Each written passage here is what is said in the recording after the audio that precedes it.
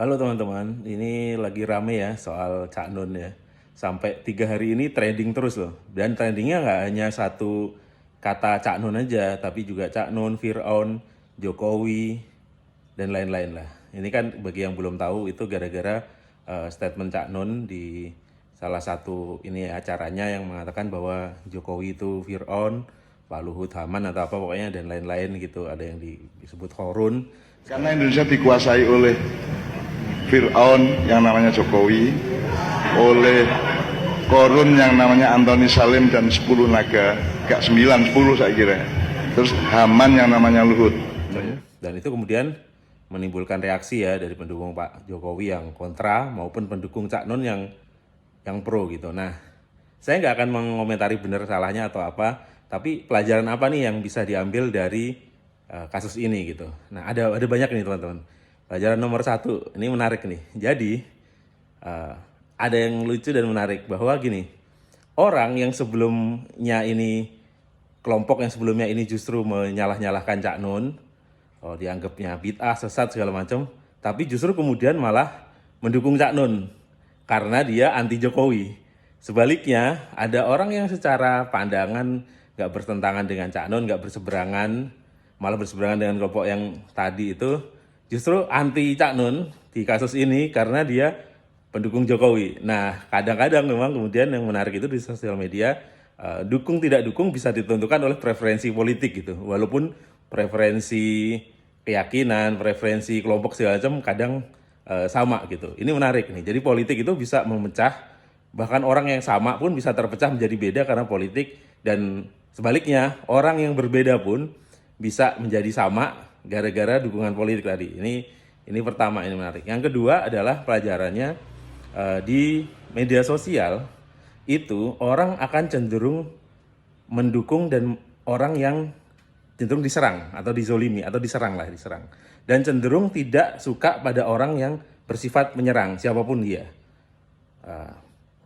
Mungkin Cak Nun kebaikannya sebanyak apapun atau kontribusinya sebanyak apapun itu akan kemudian di cancel oleh netizen ketika dia di situ posisinya itu menyerang gitu, atau di situ kan menghina orang, menghujat orang. Di banyak kasus lah terbukti di internet, terutama di dunia maya, bahwa siapa yang menyerang itu cenderung tidak didukung gitu.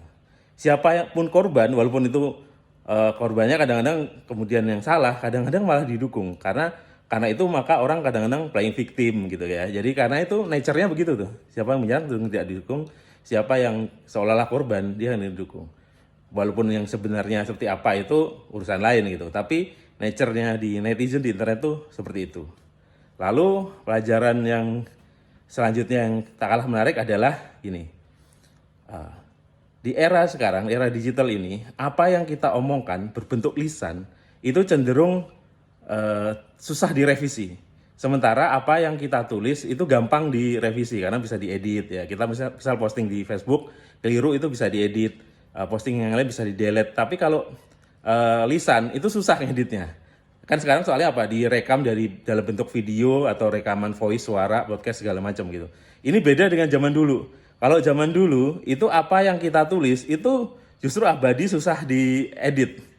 Justru yang lisan itu gampang karena orang terbatas yang mendengar, orang gampang lupa segala macam kalau lisan itu.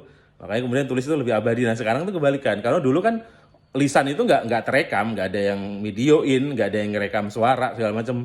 Dulu justru yang ditulis itu yang abadi. Sekarang kebalikannya. Jadi kalau ngomong harus hati-hati. Misal ngomong kayak gini di kamera, ngomong Anda misal marah-marah, jauhi sosmed kalau lagi marah-marah, apalagi mau direkam dalam video. Karena itu susah direvisi. Paling bisanya dihapus, dihapus pun tetap ada biasanya abadi gitu. Nah, itu beberapa ini ya pelajaran dari kasus Cak Nun ini menurut saya. Jadi saya nggak mau terlibat di mendukung atau tidak mendukung, tapi saya lebih ke itu dia tadi pelajarannya.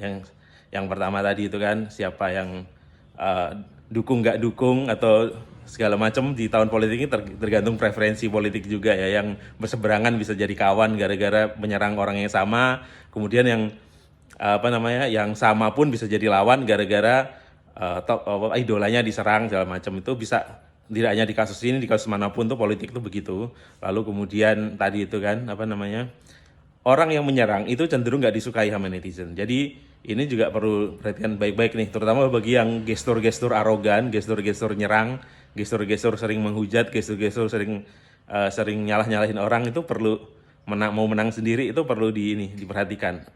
Terutama jika ingin mendapat dukungan dari netizen ya. Yang ketiga ya tadi itu, bahwa lisan melalui video, melalui rekaman tuh lebih susah dikoreksi dibanding dengan tulisan kalau di era digital ya. Ini kebalikan dari era dulu.